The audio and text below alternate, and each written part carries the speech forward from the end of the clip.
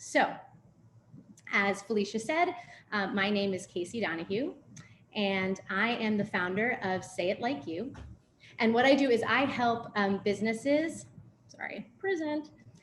help business leaders across sectors develop and deliver outstanding presentations. I also have been teaching storytelling for an organization called the Moth for close to a decade now, which is difficult to kind of believe. And what I'd love to do with you all today is kind of break open how I see these skill sets as interconnected. In other words, what can Moth style storytelling teach all of us about presenting, regardless of our context and our content? So I love agendas, so I'm going to give a brief one here. We're going to do a really quick story warm up, so we just get a kind of a sense of that little story sparkle and magic. I'm going to define Moth storytelling, Moth style story. We're going to watch a little example so we can kind of sink our teeth into it, and then we're going to use that example and the ingredients of a Moth style story to kind of open up and apply, what we're seeing and what we're learning to any presentation we might give, right? Again, regardless of our context. And then we'll have time for questions. So let's dive in. This warm-up is called Story of Your Name. And so I'm gonna ask you to, if you'd like to participate in the chat in a moment, to write a sentence or two, the brevity is the key here, about the story of your name. And I will give a quick example. So my name is Casey Morgan. And one thing that I love about my name is when I asked my mother what I would have been named if I were a boy, she said, Casey Morgan. And I love that. I love kind of the balance of that and the fact that regardless of what body I was born into, I would still be carrying like the same name. So that's one thing about my name that I love. And I'm curious if other folks want to share a story about their name in the chat, and we'll read some of them out.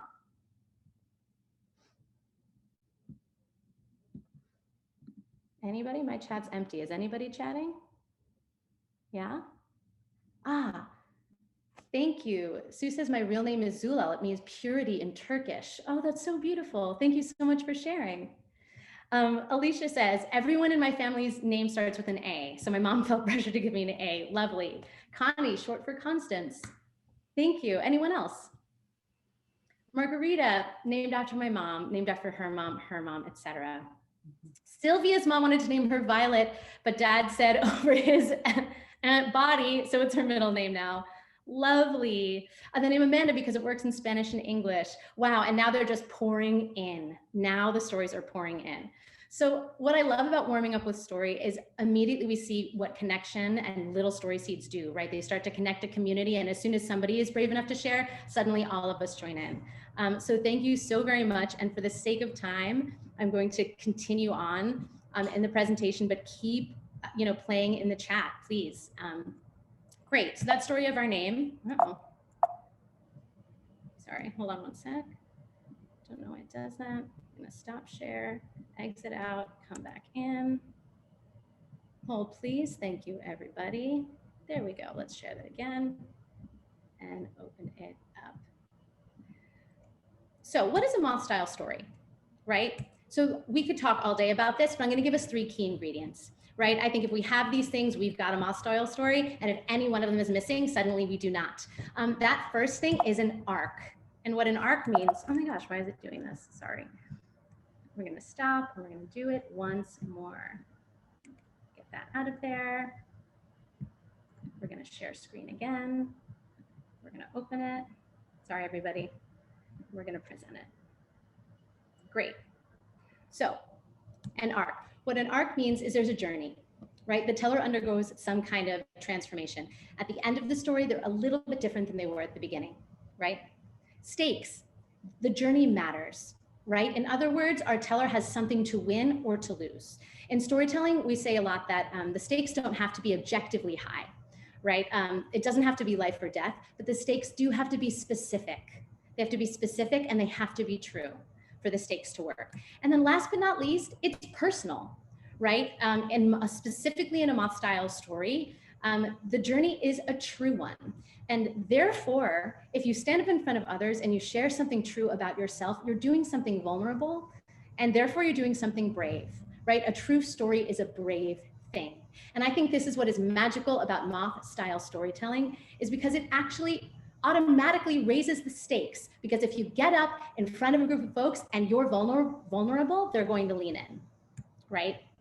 So before we go ahead and kind of apply these 3 ingredients, arc, stakes, and it's personal, to a little example, I'd love to just sit with this fact for a minute. This comes from cognitive psychologist Jerome Bruner, he's one of the founders of the field you may have heard of. And according to his research, we are 22 times more likely to remember a fact when it has been wrapped in a story. 22 times, right? Not twice as likely, 22 times more likely. Isn't that wild? That's fascinating. But to me, it's really intuitive. And I'm sure there's a dissertation written about this somewhere, but for the purposes of our presentation this morning, to break that open a little bit, this is why this makes sense to me, right? We are primarily social creatures. Before we are rational creatures or before we are emotional creatures, we are primarily social creatures, right? From the minute we are born, throughout the entire course of our lives, our survival depends on our relationships to other human beings, our connections. And so what storytelling allows us to do is make meaning through connecting to a character who's going to take us on a journey. Right? We make meaning not like a computer that uploads data, but through relationship and through connection. And so storytelling allows us to go on a journey through the vessel of a character. And if you take one thing away from the presentation this morning, one perhaps like little tweak in the way you think about your job when you are giving a presentation, I would offer you this. What character are you showing up as? How are you becoming a character? Because you are the character that's going to take your audience through the journey of your content, regardless of what it is. So let's take a look at an example. This one doesn't need very much introduction. It is actually the most watched TED Talk of all time. And we're about to watch a little bit, like 2.5 to 3 minute clip of what I would call the climax of this TED Talk. And it's about 2.5 minutes. And of course, it's a Moth style story. This is Sir Ken Robinson, on creativity, particularly in the TED Talk. If you want to look it up, it's called Do Schools Kill Creativity? A little heads up, he talks pretty quickly, and usually in 20 minutes you have time to acclimate, but we have subtitles here, so just hang in there best you can. I'm doing a new book at the moment called Epiphany, which is based on a series of interviews with people about how they discovered their talent.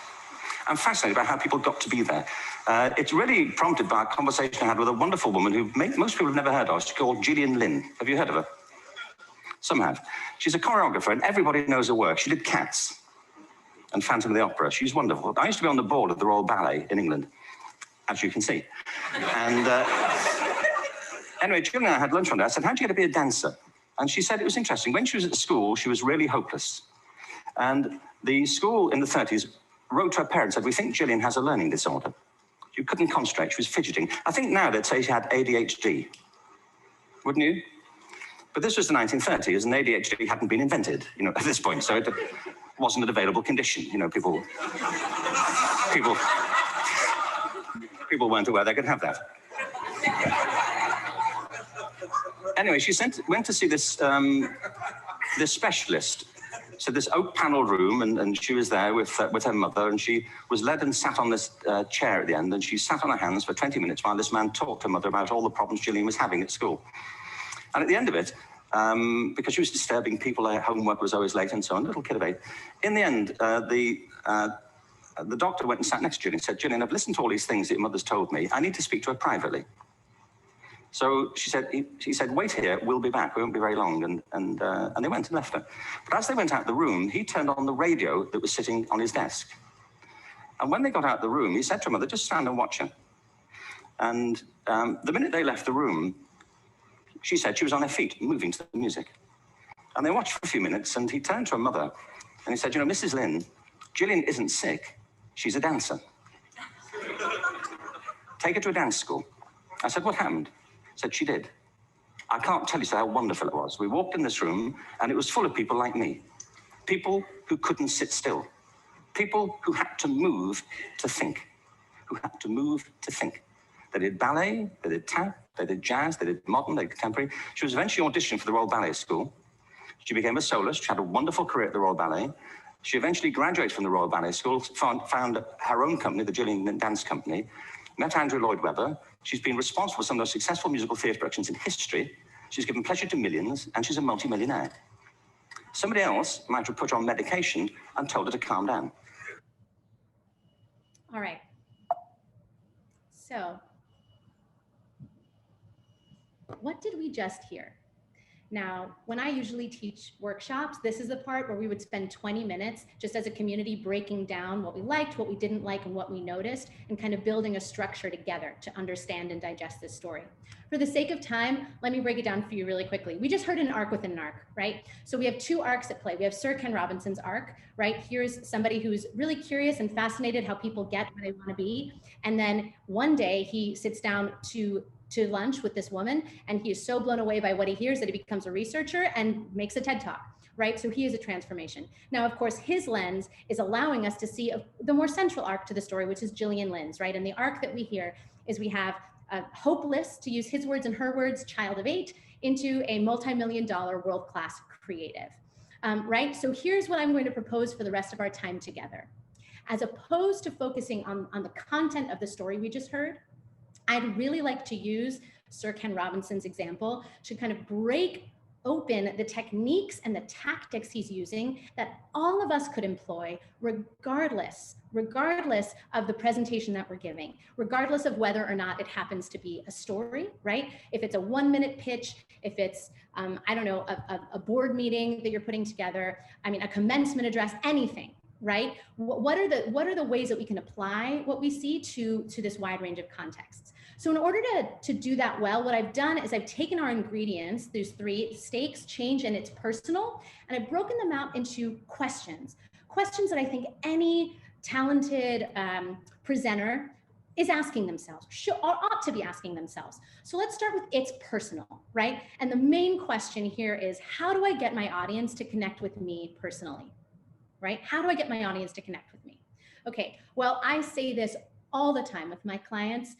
The best presenters, the best storytellers, they're not necessarily the most charismatic. They're not necessarily the smartest. They don't necessarily have the most blow you away content. But you know what they all have in common? They are great listeners. They are great listeners. The best presenters are the great listeners. And what I mean by that is they are able to be present with their audience while they are speaking. So they create the sense that they're in the middle, not of a monologue, but of a dialogue, right? So that even if the listener is a passive participant, they still get the sense, right? Sir Ken Robinson is so good at this, that they're speaking, that the presenter is speaking directly to them, right? So how do we create this affect, right? I mean, of course, that's a lifelong journey to try to become the most present and charismatic presenters that we can. But what are things that we can do right now that can help us get there? The first is to encourage interaction. Encourage interaction. That's easy to do, right? We see Sir Ken Robinson doing so, right? How many folks have heard of Gillian Lynn? But he doesn't stop there. He actually names what he sees. He says, oh, some of us have, right? That seems like a really passing, whatever, throwaway thing. It's not, because you know what he's doing is he's creating a group identity, right? We're going through this together, right? So by encouraging interaction, you can name things that are happening in the room. And of course you can do that, how many of you, right? Or in any other creative way, but you wanna encourage the audience to interact with you. And then another like really quick, low hanging fruit, I mean, it's not that quick, it's challenging, but it's easily digestible and actionable, is you wanna embody your content. And what I mean by that, the litmus test for that, we say this in Moth all the time, and I'm sure plenty of other podcasting or live events organizations do as well, but you want to avoid sounding red. You want to avoid sounding red.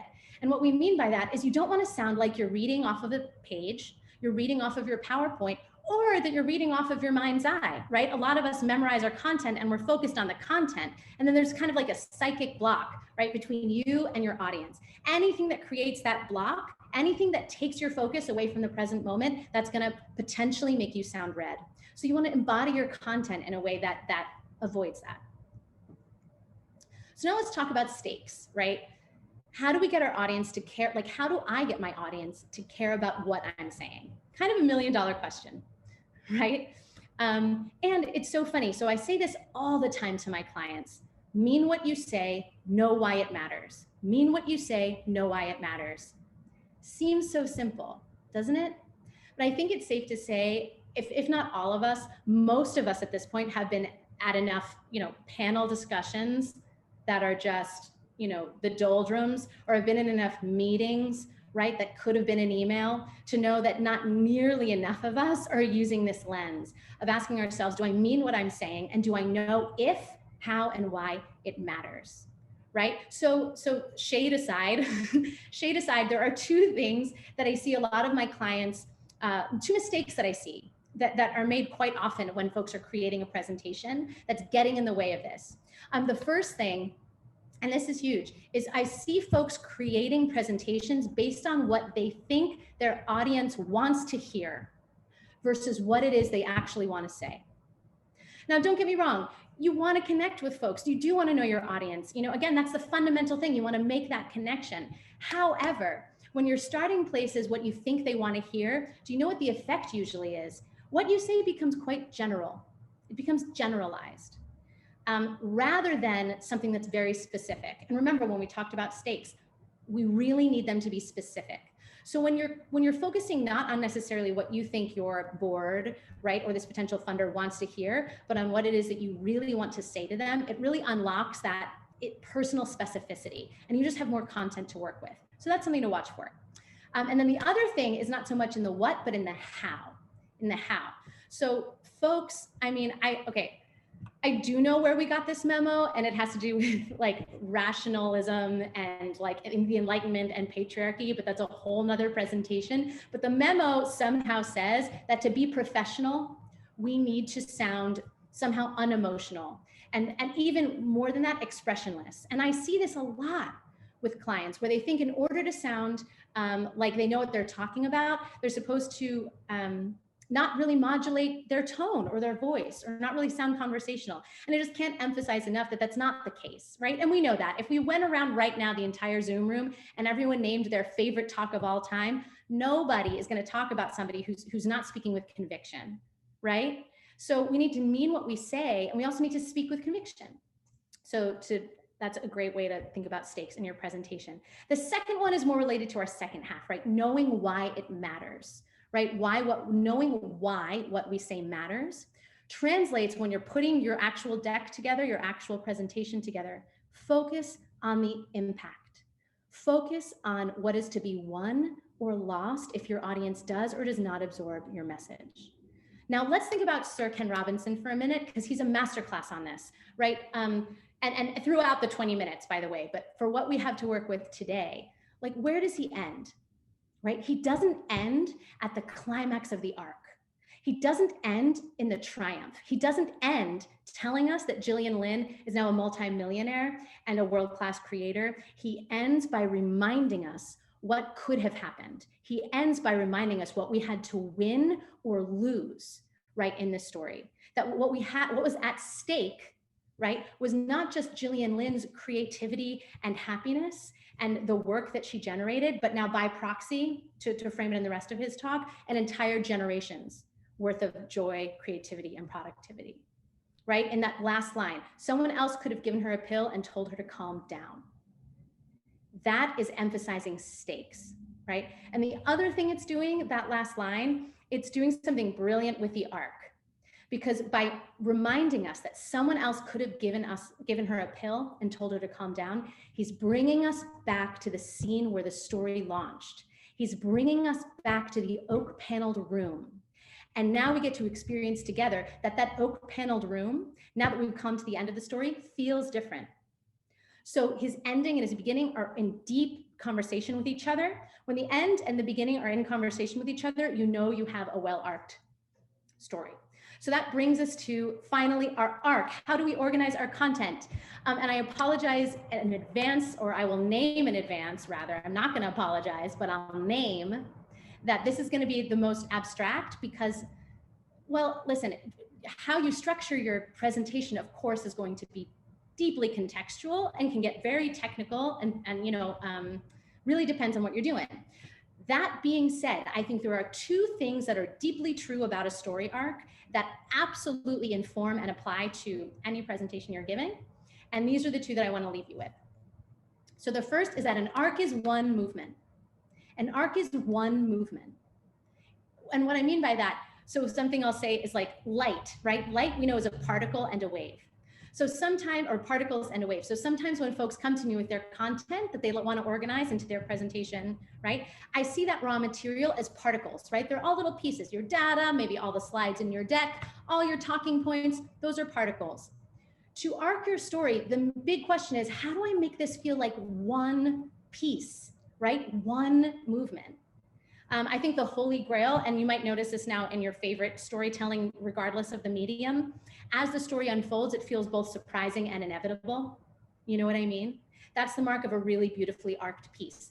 And so while we're doing our presentations, one thing to ask yourself on every, and this is fractal, so you could look at big chunks and you could look as small as like a sentence, and you can ask yourself, why this here? Why this here? And what you're really asking yourself is, how does this piece of the puzzle, right? How does this slide, for example, relate to the slide that came before it and the slide that came after it? And if you have a really good understanding of that, you're going to have you're going to be much more likely to create a presentation that feels like one piece rather than just a bunch of things that are stacked next to each other, right? Creating that unity. And then the second one, because I want to be conscious of time, the second thing about arcs that are true across the board, no matter how you structure your talk, they are dynamic. They are dynamic. And what I mean by that is, if we right now were to break down, all of the presentations we're working with, we'd find unlimited structures. We'd find unlimited ways to talk about and think about how that presentation is working and how we're putting the pieces together. But I'll tell you one thing I know for certain, none of those structures would be a flat, straight line. In other words, no matter what you're putting together, you have to discern how the pieces are relating so that you're not giving the same amount of airtime and the same pacing, the same emphasis on every piece. Because that's not how a beautifully arced piece works, right? Pieces are supporting larger pieces, right? They don't all get the same airtime. And so again, a much easier way to think about this, perhaps next time you are in the middle of putting together a presentation, is to ask yourself, like, what's one takeaway that I want my audience to walk away with? What's the one line that I want my audience to walk away with? And am I setting that up? Am I setting that up, and how? And now here's the moment where I leave you with mine. So I believe that every single time we stand up in front of other folks and share, we have an opportunity. And that opportunity is to show up powerfully as ourselves.